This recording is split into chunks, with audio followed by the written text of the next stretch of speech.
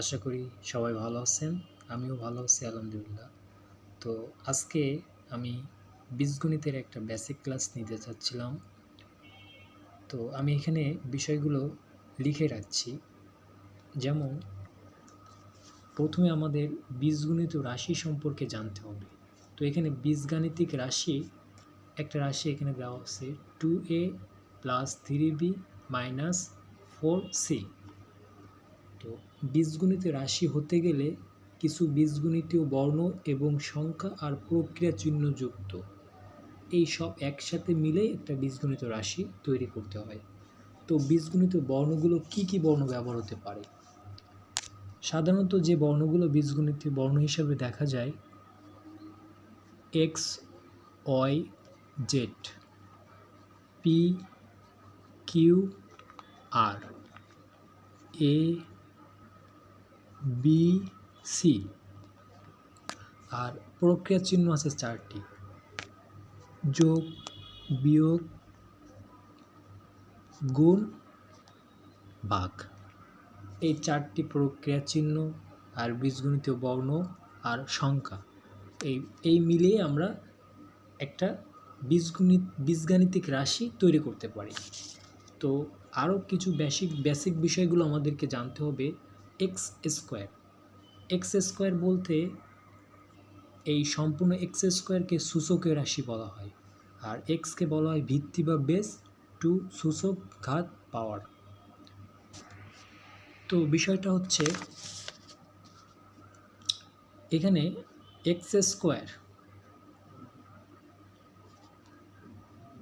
X যেহেতু নিচে যেটা থাকবে ওইটাকে ভিত্তি বা বেস বলা হবে, আর উপরেরটাকে বলা হবে সূচক, ঘাত, পাওয়ার। তো একটা জিনিস, এক্স স্কোয়ারকে যখন আমরা এখানে এক্স ইন্টু এক্স দিচ্ছি, কেন দিচ্ছি? কারণ সূচকে যত সংখ্যা থাকবে ভিত্তিটাকে ততবার গুণে দেখাতে হবে। যেমন সূচকে এখানে 2 থাকার কারণে ভিত্তি এক্স গুণ এক্স, মানে 2 বার দেখানো হলো। এখানে সূচকে বা পাওয়ারে 5 থাকার কারণে ভিত্তিটা 5 বার গুণ করে দেখানো হলো। এখানে সূচকে বা পাওয়ারে 4 থাকার কারণে ভিত্তি 3টাকে 4 বার গুণ করে দেখানো হলো। তো এই বিষয়টা হচ্ছে সূচকে যত সংখ্যা থাকবে ভিত্তি বা বেসকে পরপর ততবার গুণ করতে হয়। তো বিষয়টা এখান থেকে বুঝলেন। এখন ধনাত্মক সংখ্যা এবং ঋণাত্মক সংখ্যার বিষয়গুলো জানব। তো ফার্স্টে আমি ঋণাত্মক সংখ্যার বিষয়টা দেখাচ্ছি। এখানে আমি আগে থেকে লিখে রাখছিলাম যে সংখ্যার আগে মাইনাস চিহ্ন থাকবে, এই যে মাইনাস বা বিয়োগ চিহ্ন যে সংখ্যার আগে থাকবে সেটাকে আমরা ঋণাত্মক সংখ্যা বলবো। যেমন -2, -1, -10, -100 ইত্যাদি। যদি কোনো সংখ্যার আগে মাইনাস চিহ্ন থাকে তাহলে সংখ্যাটি ঋণাত্মক সংখ্যা। ধনাত্মক সংখ্যাটা কি? ধনাত্মক সংখ্যা হতে গেলে সেই সংখ্যার আগে মাইনাস চিহ্ন থাকবে না, প্লাস চিহ্ন থাকতেও পারে অথবা কোনো চিহ্ন নাও থাকতে পারে, সেটাই হচ্ছে ধনাত্মক সংখ্যা। তো এখানে কয়েকটি ধনাত্মক সংখ্যা আমি দেখিয়ে দিচ্ছি। যেমন 8 আগে কোনো চিহ্ন নাই, এই জন্য এটা ধনাত্মক সংখ্যা। আবার যদি এই 9 আগে প্লাস দিয়ে দেই তাও সেটা ধনাত্মক সংখ্যা। কোনো চিহ্ন থাকা আর না থাকা ওইটা বিষয় না, বিষয় হচ্ছে মাইনাস চিহ্ন থাকবে না, সেটাই হচ্ছে ধনাত্মক। যেমন এখানে কোনো চিহ্ন নাই, সেজন্য বুঝতে হবে এখানে প্লাস চিহ্ন রয়েছে এবং এটা ধনাত্মক সংখ্যা। তাহলে কি, যদি কোনো সংখ্যার আগে প্লাস চিহ্ন থাকে বা কোনো চিহ্ন না থাকে তাহলে সংখ্যাটি ধনাত্মক সংখ্যা। যেমন এখানে কয়েকটা সংখ্যা আমি দিয়ে রাখছি। ধনাত্মক সংখ্যা ও ধনাত্মক সংখ্যা একসাথে যোগ করতে হবে, যোগফল ধনাত্মক সংখ্যাই হবে। মানে বিষয়টা হচ্ছে যখন একটা ধনাত্মক সংখ্যার সাথে আর একটা ধনাত্মক সংখ্যার যোগ করব তখন যোগফলে যে সংখ্যাটা পাবো সেটাও ধনাত্মক সংখ্যা পাবো। যেমন এখানে আমি যে জিনিসটা লিখছিলাম 2, এর আগে কিছু নাই বলতে প্লাস আছে, এখানে প্লাস 2 + 2 4, দুইটা ধনাত্মক যোগ করে পাইলাম ধনাত্মক। তো সেম একইভাবে 2x + 5x = 7x, কেন? দুইটা ধনাত্মক, এই জন্য যোগফল ধনাত্মক। যদি এমন হতো দুইটাই ঋণাত্মক, যোগফল ঋণাত্মক হবে। -2 -2, দুইটাই যেহেতু ঋণাত্মক, তাহলে 2 আর 2 4, যোগফল মাইনাস ঋণাত্মক। -2x - 7x, যোগফল -9x, কেন? দেখেন আমি বিষয়টা লিখে রাখছি। ধনাত্মক ঋণাত্মক সংখ্যা ও ঋণাত্মক সংখ্যা একই সাথে যোগ করতে হয়, যোগফল ঋণাত্মক সংখ্যা হয়। এই যে ঋণাত্মক সংখ্যা যোগ করে যোগফল ঋণাত্মক পাইলাম। যদি ধনাত্মক ও ঋণাত্মক ও ধনাত্মক সংখ্যা থাকে তাহলে বিয়োগ করতে হবে। মানে বিষয়টা হয়েছে কি, এখানে একটা থাকবে ধনাত্মক আর একটা থাকবে ঋণাত্মক। যেমন +8 - 6, তার মানে কি একটা ধনাত্মক একটা ঋণাত্মক। তো সেক্ষেত্রে আমার দেখতে হবে সাধারণভাবে কোন সংখ্যাটা দেখতে বড় মনে হচ্ছে। যেমন 8টাকে আমাদের মনে হচ্ছে বড়, তো এর আগে যে চিহ্নটা থাকবে এই চিহ্নটাকে আমরা এই যে এইখানে দিয়ে দেব, যেহেতু প্লাস আছে প্লাস দিয়ে দিলাম। 8 থেকে 6 বাদ দিলে আমরা 2 পাচ্ছি, তার মানে প্লাস তো সামনে দেওয়াই লাগে না, তো 2, অনলি 2 হচ্ছে অ্যান্সার। তো দেখেন তেমনিভাবে এখানে 10 এর আগে প্লাস আর 5-এর আগে মাইনাস, সংখ্যা কোনটা বড়? 10 বড়, এই জন্য 10-এর যে চিহ্ন ছিল প্লাস চিহ্ন ছিল, প্লাস চিহ্ন তো সামনে দেওয়া লাগে না, সেক্ষেত্রে আমরা 10 থেকে 5 বাদ দিলে 5ই পাচ্ছি। তেমনিভাবে এটা দেখেন -10 + 5, -10 + 5, এখানে কোন সংখ্যাটি সাধারণভাবে দেখতে মনে হচ্ছে বড়? 10টা বড় মনে হচ্ছে, তো 10-এর আগে যে চিহ্ন সেই চিহ্ন দিব আর 10 থেকে 5 বাদ দিয়ে দেবো, তাহলে -5। এটা দেখেন 10x - 2x, কোনটা বড়? 10টা বড়, 10-এর আগে প্লাস, এই জন্য প্লাস এখানে দেওয়া লাগতেছে না, প্লাস আছে। 10 থেকে 2 বাদ দিলে আমরা পাচ্ছি 8x। তো এটাও একইভাবে দেখেন 10 বড়, 10-এর আগে মাইনাস ছিল, এখানে মাইনাস দিলাম। 10x থেকে 2x বাদ দিলে 8x থাকতেছে। তো আমরা সবাই একটা বেসিক সূত্র শিখব, যেটা আমাদের এই বীজগণিত অর্থাৎ ম্যাথগুলো করতে গেলে আমাদের প্রয়োজন পড়ে। প্লাজে প্লাজে প্লাস, মাইনাজে মাইনাজে প্লাস, প্লাজে মাইনাজে মাইনাস, মাইনাজে প্লাজে মাইনাস। তো সূত্রটা মনে রাখার একটা সহজ কৌশল আছে। আমরা যখন দেখব একই চিহ্ন সেক্ষেত্রে যোগ দিয়ে দেব। যেমন এখানে প্লাস আর প্লাস আছে, এই জন্য প্লাস দিয়ে দিলাম।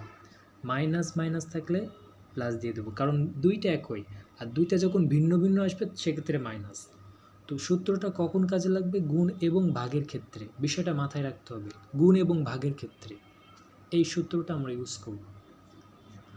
এখানে আমি কিছু এক্সাম্পল দিয়ে রাখছি, দেখেন 2 × 2, তো দেখেন 2-র আগে মাইনাস নাই, 2-র আগে প্লাস, এই 2-র আগে প্লাস, প্লাজে প্লাজে প্লাস, সামনে তো প্লাস দেওয়া লাগে না, এই যে প্রথম সূত্র প্লাজে প্লাজে প্লাস, 2 আর 2 গুণ করলে হয় 4।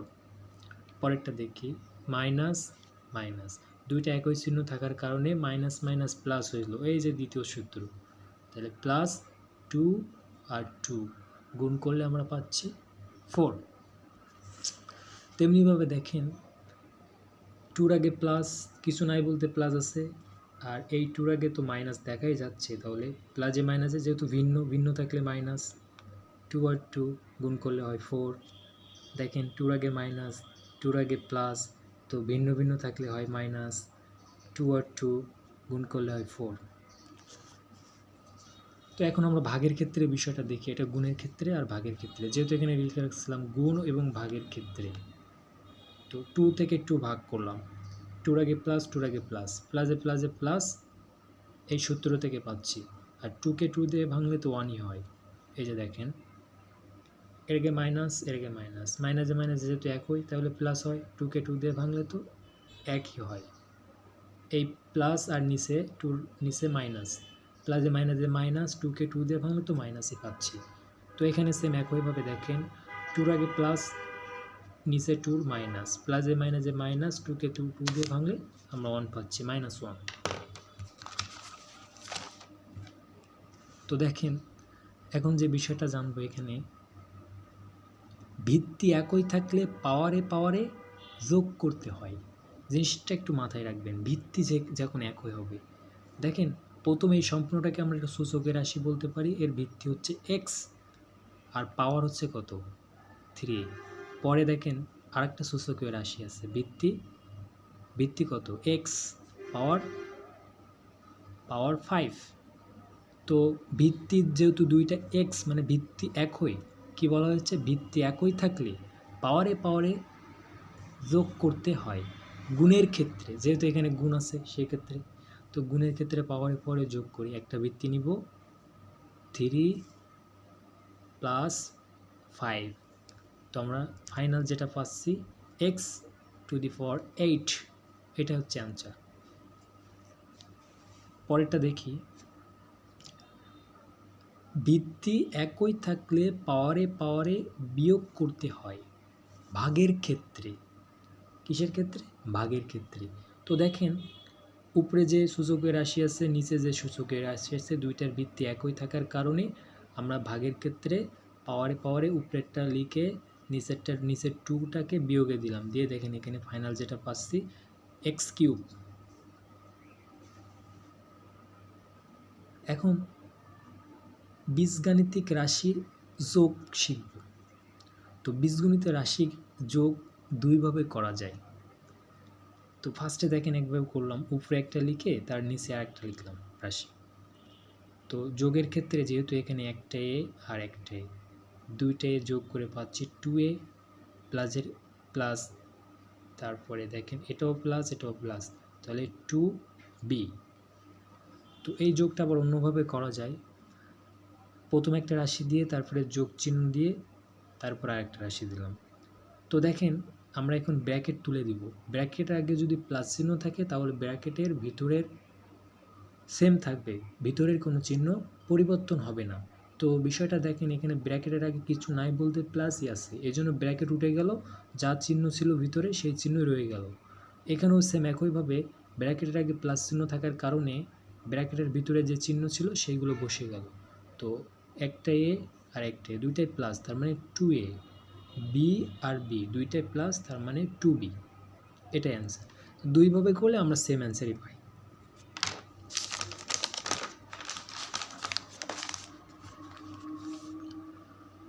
বীজগাণিতিক রাশির বিয়োগ, এখন আমরা শিখব বিয়োগ। তো বিয়োগ আমরা প্রথমে এইভাবে শিখি, উপরে আর নিচে পাতি। তো যখন বিয়োগ করব তখন নিচের চিহ্নের পরিবর্তন ঘটাবো। তো এখন বলতে পারেন চিহ্নের কিভাবে পরিবর্তন ঘটাবো, এটা অনেকের কাছে বিষয়টা একটু কঠিন মনে হতে পারে। আসলে বিষয়টা অতটা কঠিন না, একটু ভেবে দেখলে পারবেন। যেমন যখন আমরা চিহ্নের পরিবর্তনটা করব তখন দেখব আগে কি চিহ্ন ছিল, যদি প্লাস চিহ্ন থাকে মাইনাস দিয়ে দিব, যদি মাইনাস থাকে প্লাস দিয়ে দিব। তো আগে যেহেতু এখানে এর আগে প্লাস চিহ্ন ছিল এই জন্য নতুন করে মাইনাস চিহ্ন আনলাম, আবার এখানে প্লাস চিহ্ন ছিল এই জন্য নতুন করে মাইনাস চিহ্ন আনলাম। তো এর আগে প্লাস উপরেরটা, নিচে এর আগে মাইনাস, প্লাসে মাইনাসে কেটে যায়, বির আগে প্লাস, এখানে বির আগে মাইনাস, তো প্লাসে মাইনাসে কেটে গিয়ে আমরা এখানে শূন্য পাচ্ছি। তো আমরা আরেকভাবে ম্যাথটা করতে পারি, এই যে দেখেন এখানে আর এখানে যেহেতু বিয়োগ করতেছি এই জন্য মাইনাস দিলাম। তো এখন কাজ হচ্ছে ব্র্যাকেটটা উঠিয়ে দেওয়া।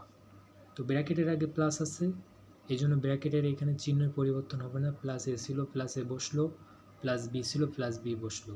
কিন্তু এই যে সেকেন্ড ব্র্যাকেটের আগে মাইনাস আছে, তো এখানে চিহ্নটা পরিবর্তন হবে। কিভাবে হবে, এখানে প্লাস ছিল এই জন্য এর আগে মাইনাস আসলো, বির আগে প্লাস ছিল এই জন্য বির আগে মাইনাস আসলো। তো এ প্লাস আর এ মাইনাস কেটে গেল, বি প্লাস আর বি মাইনাস কেটে গেল। এই জিনিসটা একটু বুঝেন, যখন একই জিনিসটাকে প্লাসে মাইনাসে কেটে যায়, যেমন 2a প্লাস 2a মাইনাস, এখানে 2a প্লাস ছিল 2a মাইনাস, দুটো একই থাকার কারণে কেটে গিয়ে অ্যান্সার 0 আসে।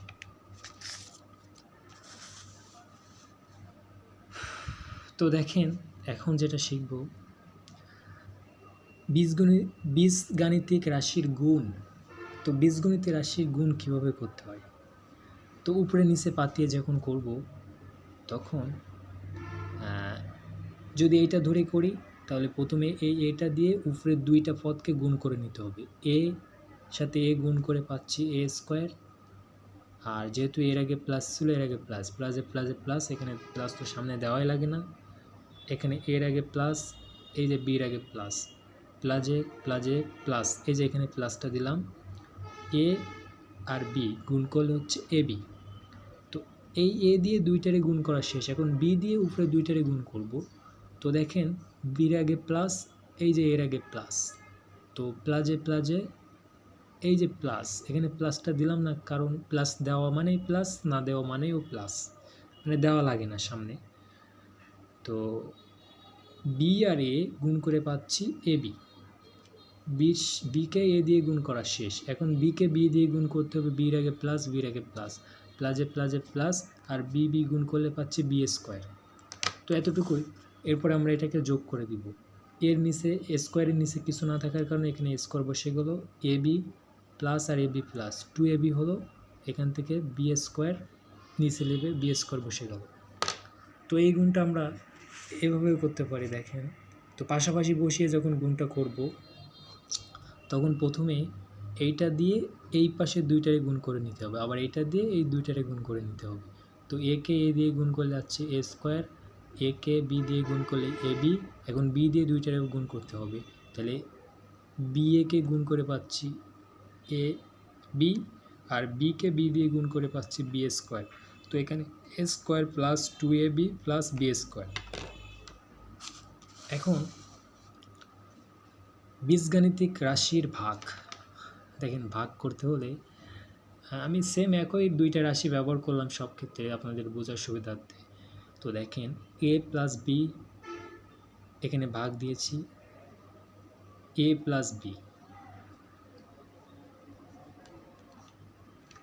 তো দেখেন ভাগ থাকা মানেই তো একটা উপরে থাকবে একটা নিচে থাকবে, তো উপরে আর নিচে ইকুয়ালি কেটে দেওয়ায় এখানে আসলো 1, কারণ আমরা জানি যেটাকে, যে সংখ্যাকে বা যে রাশিকে ওই রাশি দিয়ে ভাগ করলে একই হয়, যেমন 2কে যদি 2 দিয়ে ভাগ করি তাহলে 1 হবে, যাকে যা দিয়ে ভাগ করব একই হবে। তো আজকে এই পর্যন্ত, নেক্সটে আমরা ক্লাস 9-10-এর ম্যাথগুলোর সমাধান দিব ইনশাল্লাহ। তো সবাই ভালো থাকবেন, সবার জন্য দোয়া রইল।